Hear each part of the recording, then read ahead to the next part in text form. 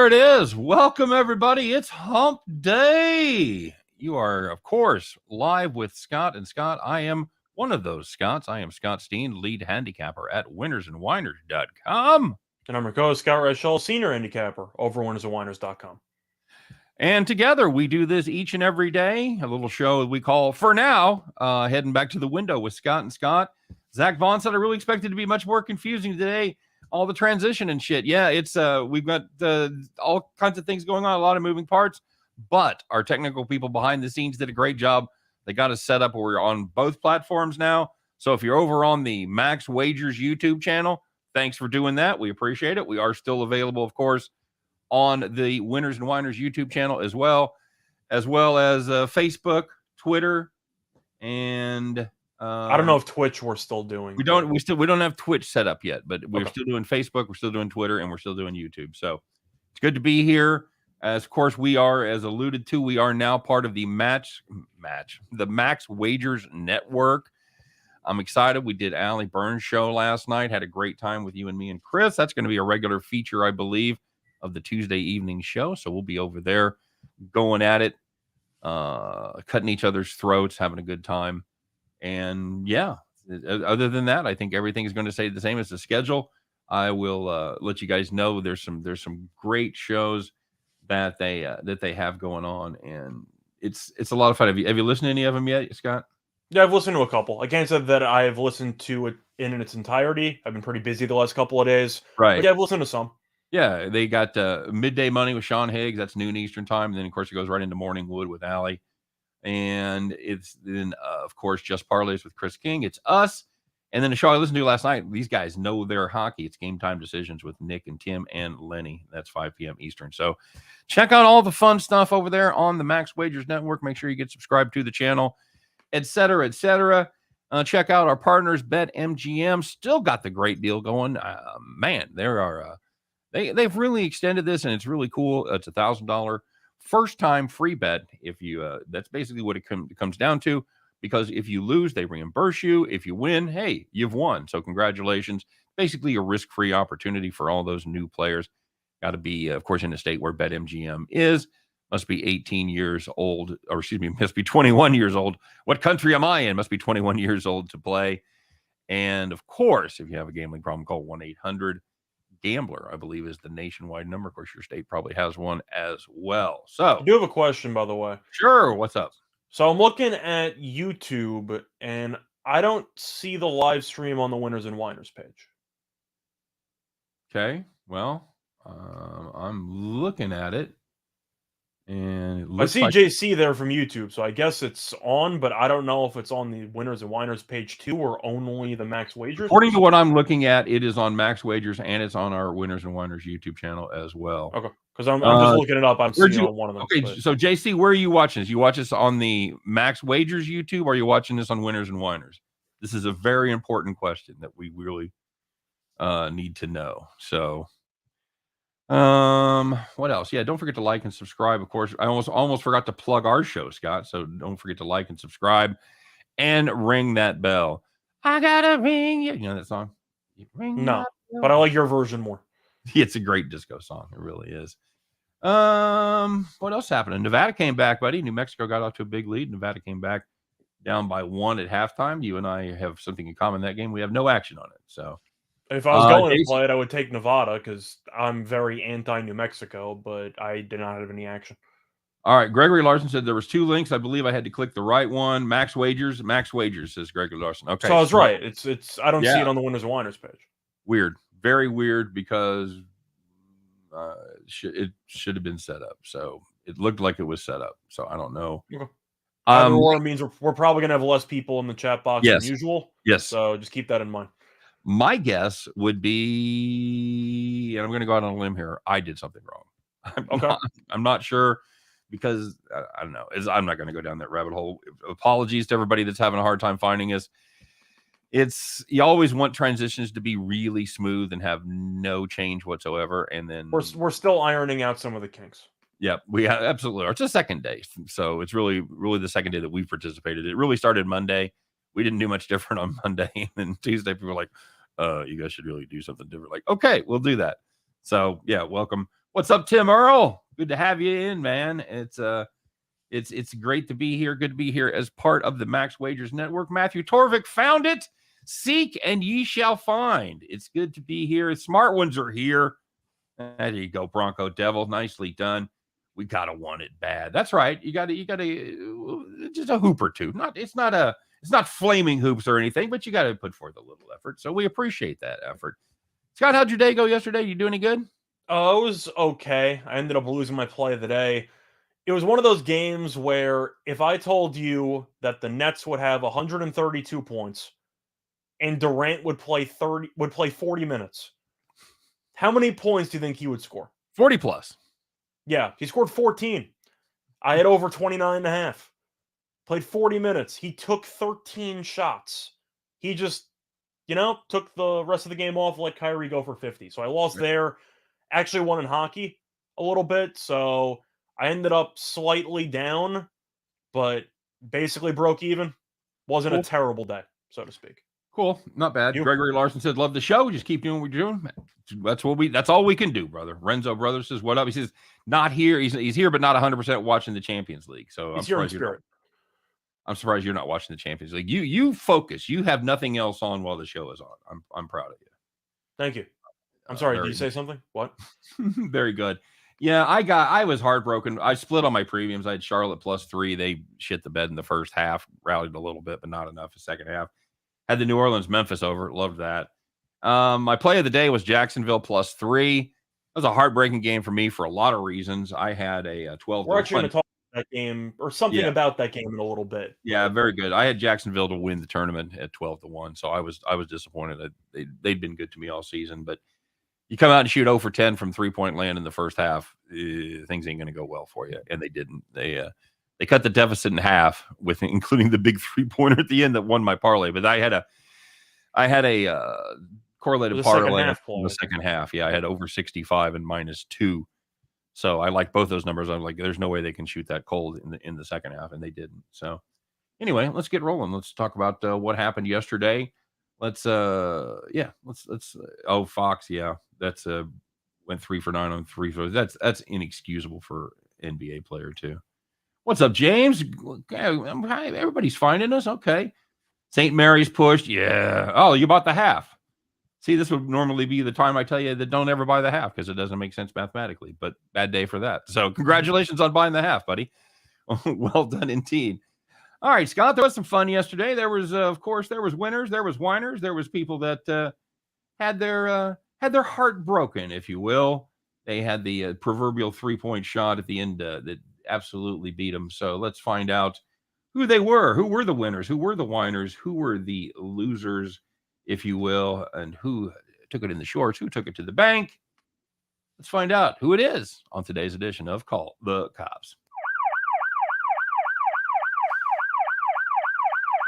All right, very good. Let's get her rolling and take a look in the NHL. If you had the Kraken, man, you guys got any more of that? You guys more of that Kraken?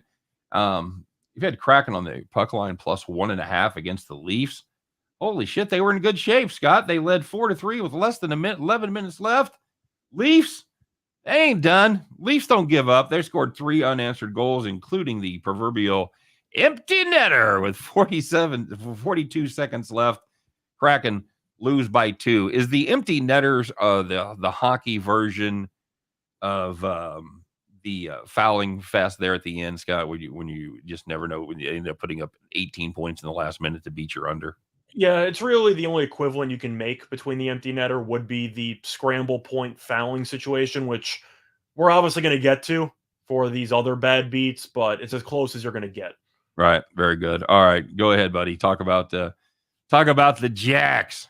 So for the second one, we're going to talk about the championship game between North Dakota State and South Dakota State. I know when we were on air, it was 6, but if you got in early, it was North Dakota State +5.5, and they were in good shape. They were down 4 with the ball with about 10 seconds left or so. They missed a shot, and then South Dakota State was actually draining the clock. I believe they drained it down to 1 second, And then after 9 seconds came off the clock, North Dakota State said, Time to foul. well, it's better now than never. So they fouled with 1 second left when down 4 points for whatever reason. South Dakota State made both free throws, and North Dakota State lost by 6. That's pretty rough. You know, we talked about that before these tournaments got started, that you had to look at scramble points when factoring in your over-unders. If you had a game that you thought was going to be within 3 to 6, even 7 points, it's the last game of the season for a lot of these teams, and they're like, you know what, we got no shot. We better foul them because a tiny infinitesimal 1 in 1,000 shot is better than no shot. You're down you're down 4 with 1 second left. Oh, Game's over. Yeah, game's over. Like, go home. Cue the Ferris Bueller meme. Yeah, you're still here. Why are you still here? It's over. Go home. So moving to the West and the West Coast Conference out there in Vegas, baby. I believe you said the you have to be worried when it's within 7 points or so for free throw shooting, right? Yeah, with less than 10 seconds. If you're within 7, you're going to get fouled. Unless you need it. Unless you need it, then they play smart basketball. Just saying, keep that number in mind when we talk about this one. Yep.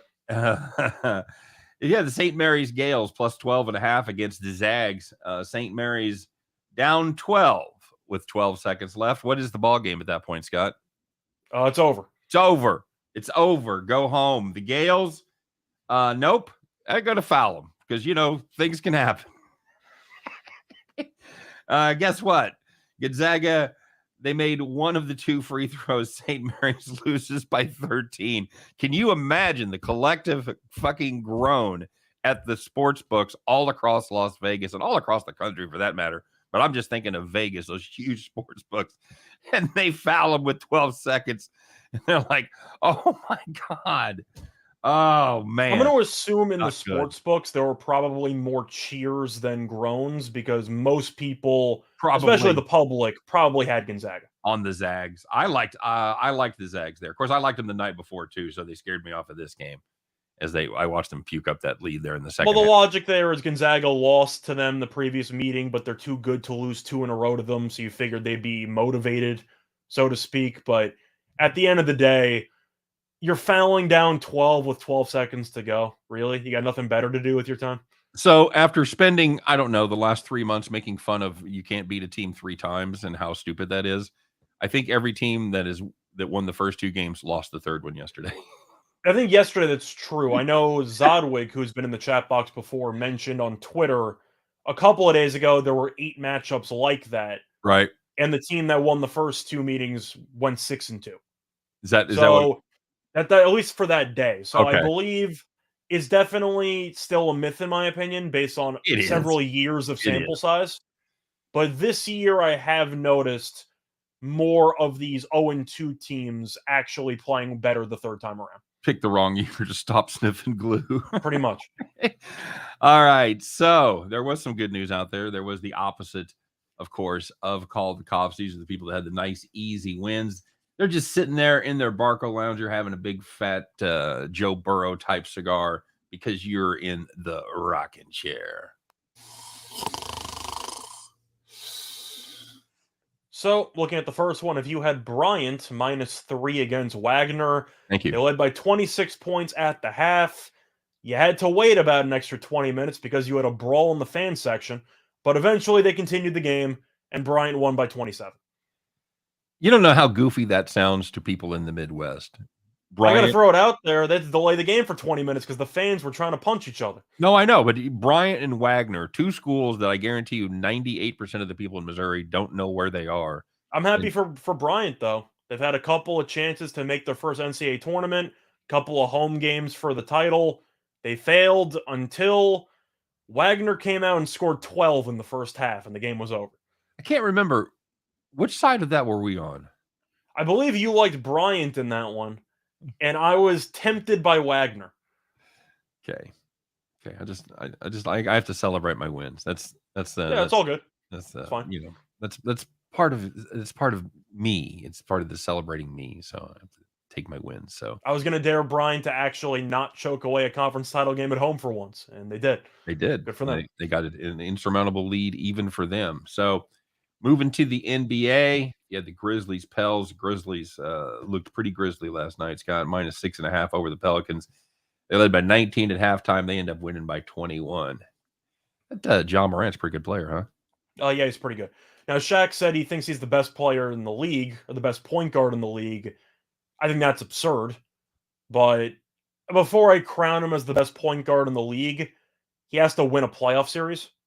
But he's a hell of a player. Where do you put him? What number? Who do you put in front of him? I guess I'm not going to put a number, but I will ask you for comparison. Okay. Would you pick Ja over Chris Paul when healthy? Well, that's a big caveat. I mean, well, when people do the rankings, I'm assuming they're factoring in perfect health. Yeah, I guess so. So, yeah, I mean, I would. I would take Chris Paul. But Chris Paul's 10 years older? Yeah. I didn't say take him for the rest of his career. I'm just saying right now, Chris Paul, I know, can go to the NBA Finals. Right. Yeah, that's a good point. I've seen that. I do think Morant's better than Trae Young, for example. I think it's close. I think he's a more complete player. I don't think Trae Young guards anybody. That's so I think if you're going for comparison, then I would say Morant. But when healthy, I would rather have Chris Paul. Okay. But either way, looking at the last one, if you had the Bucks and the Thunder over 232, you had 141 points in the first half. And it slowed down a little bit, but not enough for the under because the game landed 257. So we do need to talk about this. We can talk about both of these because I think they're two worthy Donkey of the Day candidates. I put one into mad and disappointed, but I don't even know if we're going to get to that. There was one automatic Donkey of the Day, automatic. Yep, we got to do it. Let's find out who it is. It's Wednesday. It's Hump Day. Let's try to have a nice special Donkey of the Day for Wednesday, and this does not disappoint. You and I have railed about this in the past. We're going to take one more chance to rail about it, and that'll probably put a little bow on that for the season. Let's find out who it is on the Hump Day edition of Donkey of the Day.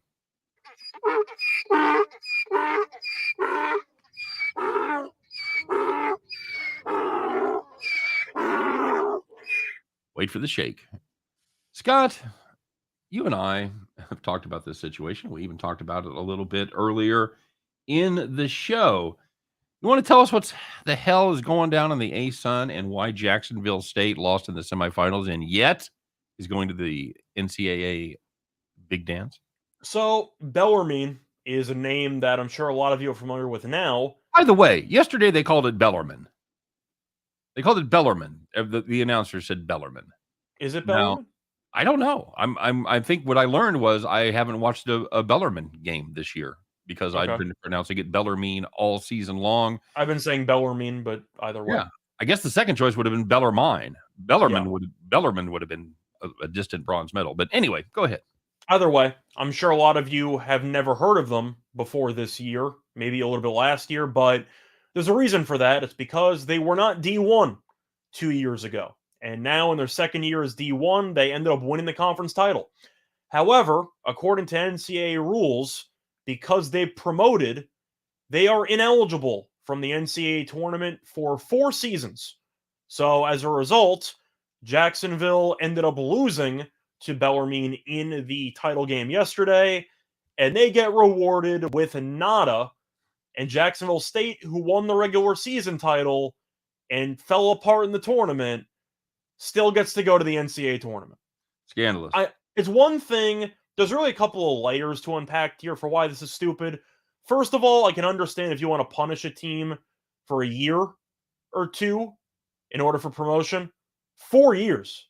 What are they competing in the Olympics? 4 years. I feel like that's a little bit crazy.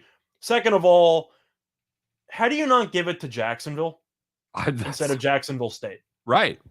I feel like that's the main issue you could have. The 4-year thing is absurd in itself, but you can't give it to the team that finished with the bronze medal instead of the silver medal in the actual conference tournament. This doesn't make any sense.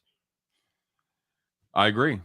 We've talked about this a lot. Obviously, I'm on board as well. Imagine you're in the Olympics, right?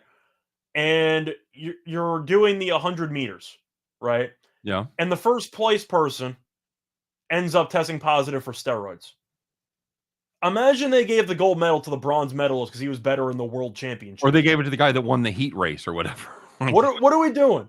I agree. This is ridiculous. JC Stone says we need more crowd brawls during lousy games. I 100% agree. Yeah. Don't know the team names either. You're right, Bronco. You're absolutely right. Paulie Pavlito says, hey, girlfriend is a centerfold. Nah.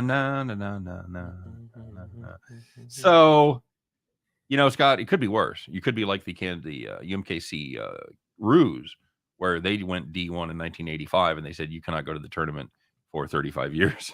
Oh, it's a great season for Bellarmine. I'm just throwing it out there that even though they knew going into the season they weren't going to be eligible, Jacksonville has to be pissed because you're going to let your rival school. I'm assuming that they're all conference rivals, but still, you have a great run in your same town. You would think they'd be more of a rival. Yeah, I'm assuming that they're pretty annoyed.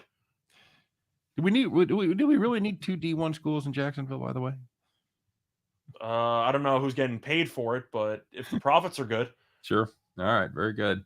All right, let's talk about this too because it kind of ties in with what we're talking about. By the way, one other point: Jacksonville probably not even good enough to make the NIT. No, well, so they're going from like CIT or CBI instead of the NCAA tournament. That's rough. NCAA That's very rules, very rough. NCAA tournament rules committee needs to be relegated. I like that. I like the idea of relegation on the surface. I don't know practically how it would work out because obviously the stadiums aren't the same or whatever, but I think it'd be fun. It would certainly, if you relegated teams to AAA in baseball, you'd have a lot less tank. Oh, sorry. Sorry, you guys, Houston, you got to go to the G League. Yeah, maybe not quite so much tanking. That's very cool. I like it. For the record, I think that even the worst NBA team would absolutely murder the best G League team.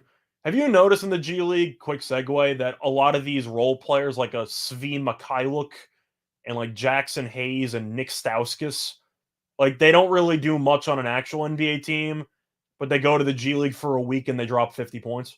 Yeah. Like Stauskas had 100 points in 2 games. He hasn't seen the court in like a year. Right.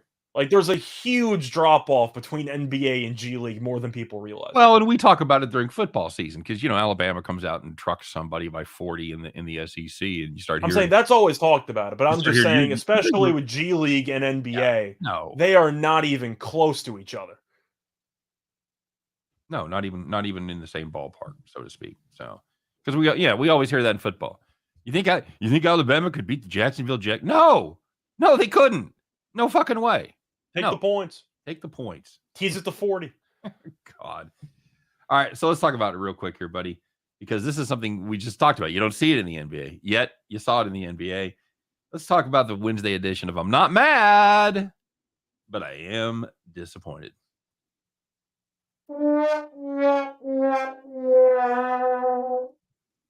Scott, what's got you lit up today, buddy? So this would have been Donkey of the Day in almost any other situation, but the whole NCAA Bellarmine situation was too rare to pass up the opportunity. So we're going with Indiana Pacers forward, Jalen Smith. And mainly it's the Indiana Pacers, because if there was one team that would do something this stupid, it would probably be the Pacers. They've been terrible all season long. Have you ever heard of a team intentionally fouling the other team in a tie game with 12 seconds left? What was was there a college game where that happened a couple years back? I'm sure it's happened on occasion. It was in the tournament at the end of the game. I can't remember if it was the NBA or college where one of them lost track of what the score was and did something stupid. I can't remember what it was. Well, that's happened when it comes to J.R. Smith, for example, thinking his team was winning, and he decided to dribble the ball around and not shoot. That was the one I was thinking of. Okay. That's happened where you think your team is winning and they're actually tied. This one, they were tied. Right. And they intentionally fouled in a tie game with Cleveland in the bonus. So it wasn't even a foul to give. They just gave away 2 free throws. Right. And the Cavaliers eventually won the game by 3. So this would normally be Donkey of the Day because this is just that dumb. But it's Indiana. We've seen the Pacers do stupid stuff all season long. So I'm not even surprised. I'm not even mad. I'm just disappointed because I thought Indiana would not be this terrible. Yep. and we probably would be a lot more angry if we had any action on that game, but I did not. I think Indiana's still covered by a hook, but not pretty. Also worth mentioning, the guy they intentionally fouled had 41 points.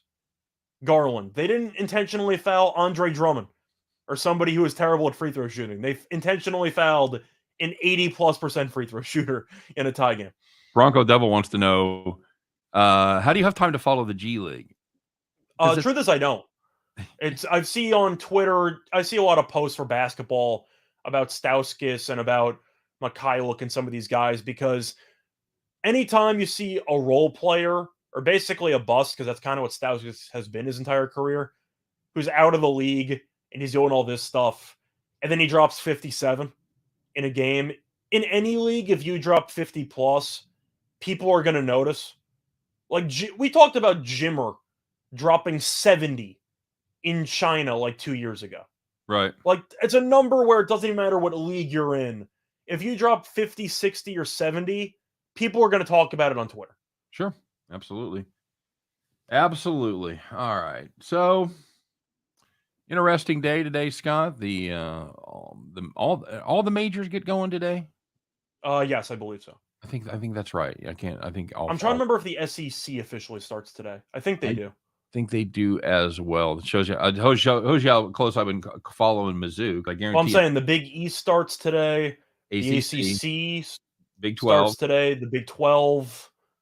So I'm assuming that the SEC would start as well. Vanderbilt plays Georgia. Really? Is Mizzou not playing in that game? They just got to play one? Oh, okay. All right. Way to go, Mizzou. Way to finish not last. That surprises me. K-State squaring off today in Kansas City against West Virginia. Take me on Country Road. It's always interesting to see West Virginia play in Kansas City because all the other teams are relatively close regionally. It's drivable. Mm-hmm. It's not a great drive from Dallas to KC, about 7 hours or whatever. But are you going? What? Huh? Are you going? St. Louis? What? The thing's in St. Louis, right? No, it's here. It's down the road. Really? I was going to go tomorrow. I told you I got sweet tickets for tomorrow night. My daughter works in an office. You said you got tickets. I wasn't sure how far away the place was to you. Oh yeah, no, dude. It's 15 minutes downtown from my house. But I don't know if I'm going to go. It's supposed to be like a horrible snowstorm, like tomorrow night. I mean, not only if your Wildcats win tonight. Not 20 inch. No, it would be. I think they even play tomorrow during the day. I don't even think I'd get to see them. I think I would see. I think it's KU plays during the day, so I'd have to look at the setup. But I think it's Oklahoma. I get to see Texas Tech and Baylor. That's still a solid. That's a solid group of teams right there. Yeah, those are the two teams I get to see. So yeah, I'd be cool with that. So, Florida State was not a real sweat. No, that may even be on the show tomorrow. It's going to be on the show tomorrow. It's Bronco. The sweet tickets are very cool. She gets them a couple games to the Royals, and she'll get them a couple 3 times a year to events at the T-Mobile Center. And she usually takes like her friend if it's a good concert or something. I got to see Martin Lawrence. Nice. The sweet tickets, but it's a nice perk, and and she's I know good kids. I appreciate them taking care of me. So I got to go. You're right, dude. I'm leaning towards going for sure. Just bring the skis. Let's all go. Ready to roll. James, I guarantee you they got tickets, James. So come on, let's go. So we'll see what happens there. So you want to talk about your Kansas State team playing today? I like them. I like this team quite a bit. I want to see. I wanted to see. I was looking for. You have to check out the status of Norvell, right? Norvell, yeah, that's what I was trying to think of his name. I'm assuming he's going to go, but he's been limited in practice during the week. The last report I saw was Missouri does play today. By the way, they play Ole Miss. I knew that. I thought they played today. Yeah, I knew they had to be playing first day. They talked about if he was able to have a good practice yesterday, he would probably give it a shot. At least that's you probably looked at RotoWire like I did. He's still questionable for today, so yeah, I do expect him to go. I still like this team. They need him because they were without him for the last 2 games that they absolutely had to win to have any kind of a sniff of getting into the tournament, and they didn't. They weren't able to get there against Tech or against Oklahoma. So, But I do like them against this West Virginia team. This West Virginia team, we've been down on them for a while. And what have they lost? Seven of their last 8. They beat TCU last time out at home. They're awful on the road. And even though it's not a true road game, it's a lot more of a road game for them than it is for K-State, because this isn't a this isn't a doubleheader. This is a standalone game. So you're going to have people that come to see the game, and they're mostly going to be K-State fans. It's not going to be like, Oklahoma fans waiting for the next game to start where they don't really care. It's anybody there for the most part. You got some West Virginia fans here, but not many. You have a lot more K-State fans, obviously, in Kansas City. So it should be a quasi-home game. Plus, Wildcats play here once or twice during the season. They usually do really well crowd-wise. Yeah, they do. They're very loyal, the EMAW people. So, yeah, I like K-State there. Utah State, 14.5. We didn't talk about that. By the way, it was a disappointing day for the farm yesterday because I actually had that originally on Call the Cops, but there were a couple that were worse. But they were covering the whole game. They covered for, I want to say, 39 minutes and 50. I think it was 39 minutes and 48 seconds. Yeah, not good at all. And the frustrating part is we put a lot of plays out there when we talked before. They didn't score. Wilmington didn't score for the final 2 minutes and 20 seconds. Like, they were easily going to cover, and then they completely just fell apart. Yep. We had a couple other plays that we looked at. Both of those won easily. Well, they covered comfortably, not slam dunks. But I don't know if we would have officially. I think we would have ended up winning Davis. The Utah Valley would have been tricky because we were torn between the spread and the team total. Right. I don't think the team total got there. Right. But they ended up covering. But Wilmington really just had the game in the bag, and they just fumbled it away. Agreed. And the cover. Agreed. So Utah State minus 14 in a game where the total is 125.5. Man, that puts Air Force on 55 and change. Oh God. I know, dude. Utah State is definitely much better. But I think I'm just going with the under, right? I think that's your play. I think that's what you got to do, because I mean, even Utah State's played under 4 times in a row. Yeah. So they're struggling a little bit on the offensive side, but the defense is playing really good basketball right now, and this Air Force offense is dreadful. So you're looking at the pace as well. Utah State's 205. Yeah. And Air Force, you automatically know, is in the 300s. They're 342. I was going to guess 345, but yeah. I was going to say they're 342. So if you're expecting paint to dry in this game, you're going to get it. But that's also one of those things where you can look at a total and people are going to automatically say, well, what about these shooting numbers? And even though shooting numbers are important, possessions are really important. And if you limit the number of possessions, because both teams take 25 seconds off the shot clock on any given possession, yep, and you get no fast break opportunities, you tend to see lower scoring games. But you look at the regular season, first game landed 96, and the second game landed 119. Yep. So I don't know why this total's in the 220s and the 120s. I'm going to take the under. Yeah, I got to there. Bronco Devils go Arizona State. I believe you would back that up as well, right? I would, because I actually made a play this morning. It's going to lose. I'm going to warn you. But I got Arizona State to win the Pac-12 at 90-1. So we're going to let it ride. That's what the first, when you told me that, the first thing I said was, did people not learn their lesson with Oregon State last year? Well, to make matters worse, they were 50-1 on DraftKings, and I was tempted to take the 50-1. Right. And then I decided, I got to do what I always preach and shop my lines. And I saw 90-1, and I almost fell out of my chair. Now they would play Arizona in the second round if they beat Stanford today. So Is that a great spot? Of course not. You don't want to face Arizona, but 90-1 for a team that's been playing really well for the last 3-4 weeks.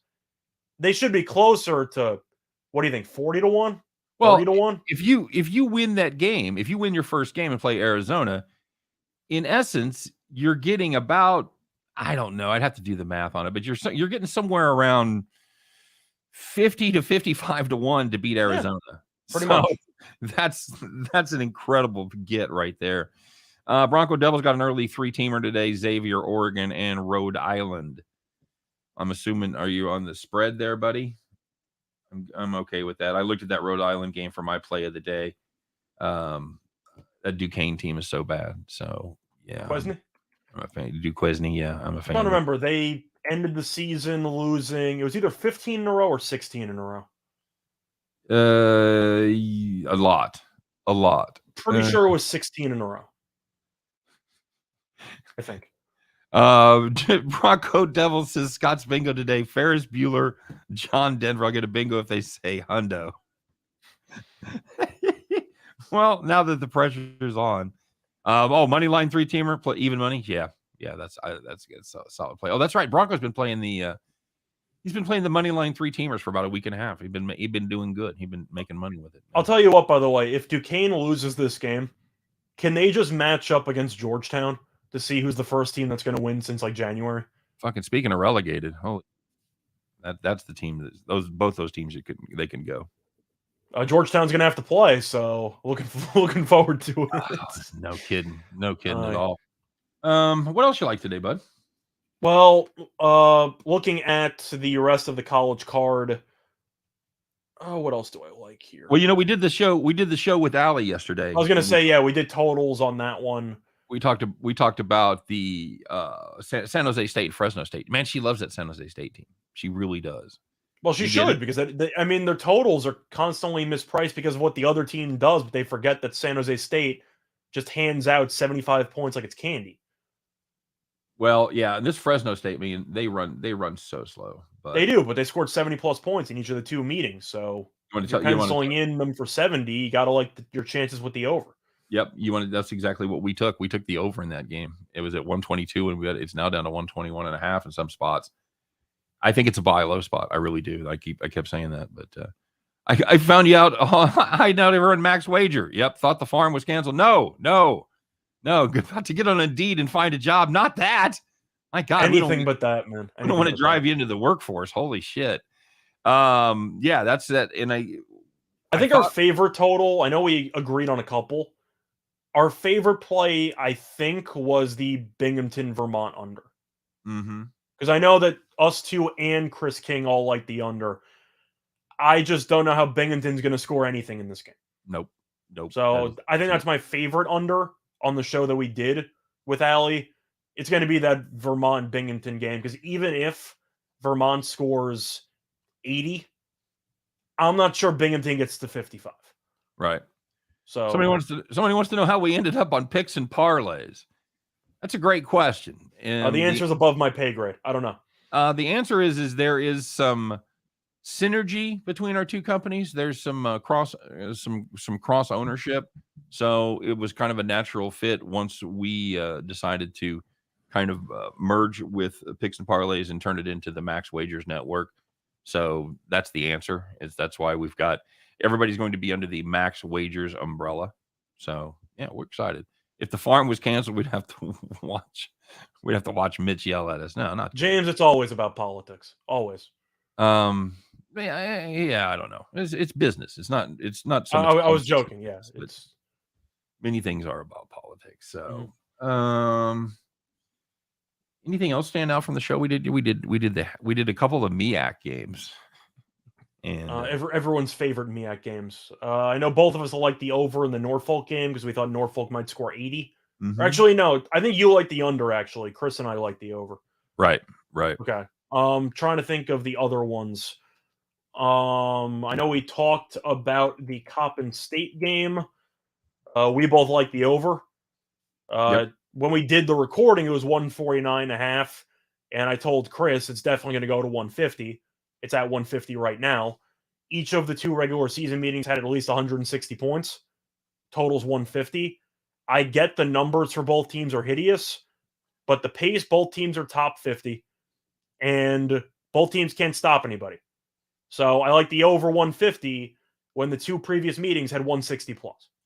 Hey, you buying this Butler resurgence, this team that's covered 6 of their last 8? I actually looks like you're catching a pretty fair number with Xavier at 6. Is that I actually think Butler's alive to win the game today. Yeah, a little bit of an okie doke there, you think? No, I think Butler's alive to win the game. It's not even because they're any good. I'm just anti-Xavier. I've been watching Xavier for the last couple of weeks. I saw them get buried by St. John's a couple of games ago. They got absolutely torched. And of course, Butler's a team that loves to slow the pace down. They will slow the game to a crawl, and Xavier's more of an up-tempo team.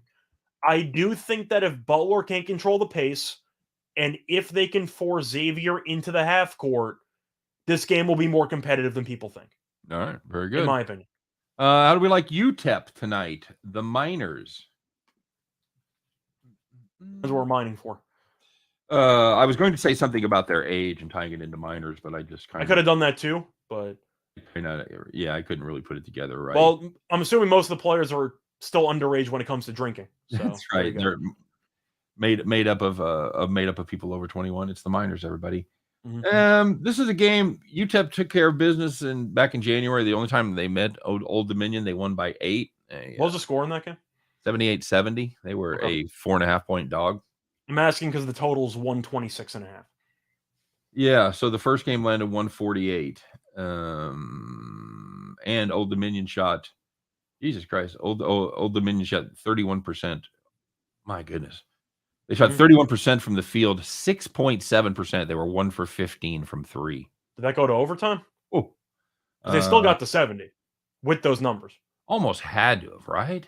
I have to assume so. I don't have it. They took. If it didn't go to overtime, then I mean I'm auto taking the over. I mean I don't know how you can have 148 with one team shooting about 31%, and yet this total's at 126. He took 120 shots, so maybe not. I'm looking it up right now. So give me your thoughts on this one. Well, I have it right here. Let me just see if it went to overtime really quickly. It did. Okay. However, it went to overtime, and they had 22 points in overtime. So you're looking at exactly 126. Damn it! Wow, way to really be a pain in the ass. I'm gonna go with UTEP. I like UTEP there as well. Said it. Old Dominion is a team that has really struggled offensively all season long. They're also a paint drying team. They just slow the game down a lot. But UTEP has actually been surprisingly good in conference play. 11-7. Old Dominion 8-10. I'm gonna take the Miners. If I recall, that arena down there in Frisco is one of those weird ones where they like block off half of it because it's a big football field. Yeah. So keep an eye on the totals there too, and how they tend to skew, because I think that could be a situation where you might want to play the under. Yeah. Anybody else? Well, it could be, because that's another good example where you saw that in a live time, where you look at the previous meeting and then you blindly take the over. Context matters. So if you go to overtime and in regulation it lands at 126, suddenly this total makes a lot more sense. Now, I will say, with those teams shooting like that and just landing 126, there has to be some positive regression coming, or progression. Well, you'd assume so, but you just mentioned the actual arena in Frisco and how that could lead to an under. Yeah, that definitely could too. Pauly Palvito says, I like me likes Penn State under. Generally speaking, that's probably a good thing to do. Against as long as Penn State's not at home, which they're not because it's a neutral, right? Then I feel like you have to be tempted by an under, because that team on the road is brutal. The Gophers, they've put up. What do they put up? They put up 58, 55, and 61 in their last 3 road games. Again, not a true road game, I get it, but this is a Minnesota team that is playing some dreadful basketball right now. They covered against Wisconsin, that came out of nowhere, and I'm sure they were also dreadful last night in practice, so don't worry. I would imagine. Penn State under there, yeah. I think I just like Penn State. Yeah, I think that's the way I would go too. I don't have any confidence in this Minnesota defense not to just fucking give up 80. I've seen Penn State's offense at times look decent. Minnesota, for the most part, has been a lost cause. I'll tell you one thing, though. Bronco Devil saying how it's funny that Nebraska's 13th in the Big Ten. Yeah, the math doesn't really check out in the Midwest. But am I wrong for kind of liking Nebraska plus the points tonight? No, I think that's because I know that Northwestern's the better team, but Nebraska beat Ohio State and Wisconsin the last 2 games. 4.5.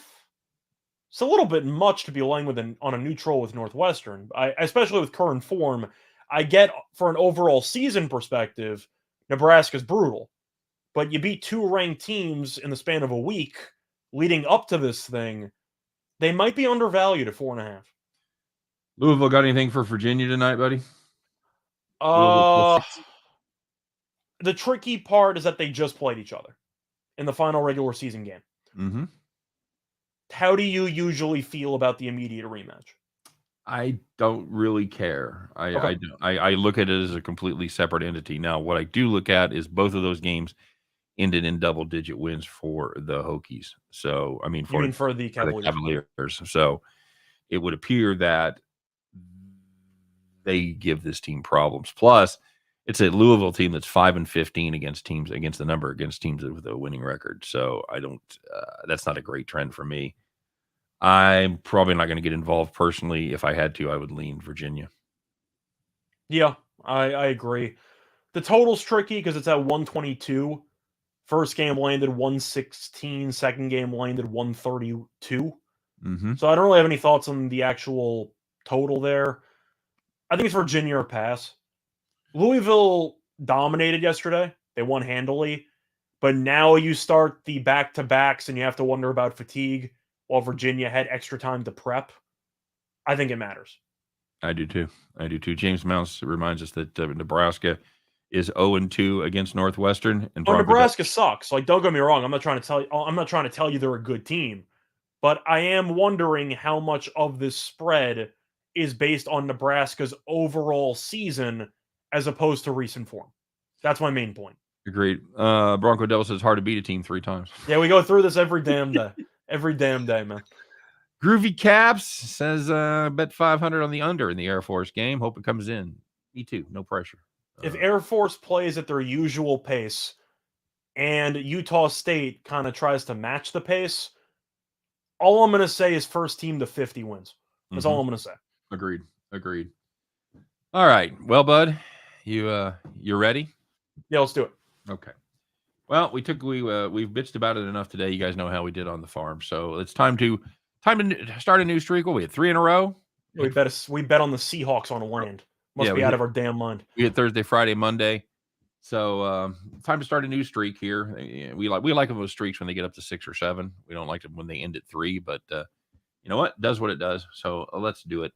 Let's find out who it is. David Good. Welcome, buddy. Welcome. You found us. Congratulations.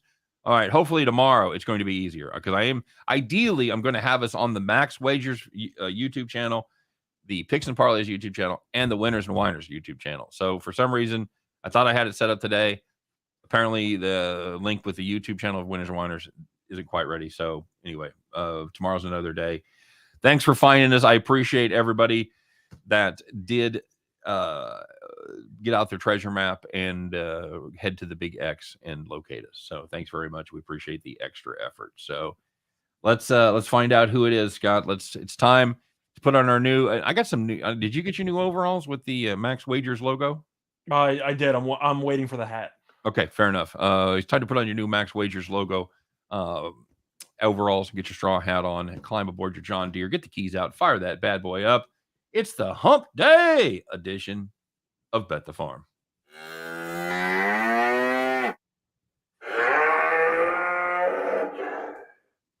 All right, Scott, speaking of games that are right down the road from you, what do we got today? So we're going to look at a game in MSG between DePaul and St. John's, and we like the over, 154. They played twice in the regular season. Each meeting had at least 173 points. They played a couple weeks ago. Game landed 193. St. John's ranks number 1 in offensive tempo, according to Ken Palm. DePaul ranks 86th, so I expect a track meet to break out. Plus, both teams pretty good offensively. St. John's ranks 86th in offensive efficiency. DePaul ranks 103rd. And to go through the defense of these teams recently, not good. DePaul has allowed 83 points per game in each of its last 3 games, or its last 3 games, sorry. And St. John's has allowed 82.8 points per game in its last 4 games. When you're looking at a total in the 150s, you typically need one team to get to 80. The problem here is that both of these teams can get to 80. So I think there's several ways you can win. I'm going to take the over. All right, very good. That's going to do it for our Bet the Farm play for this beautiful Wednesday. good luck to you guys. And we appreciate you guys finding us again. Thanks for listening. Thanks for watching. Don't forget to share and tell your friends, all that good stuff, because we will do this each and every day. So don't forget to check out not just our show, but everybody else on the great Max Wagers Network. Basically, it's wall-to-wall programming from about noon Eastern all the way through about 6, 7 o'clock Eastern. So you can just set it on, just set it in the background, or sit there and intently watch and take notes. Either way, you're going to be good. So we appreciate you guys.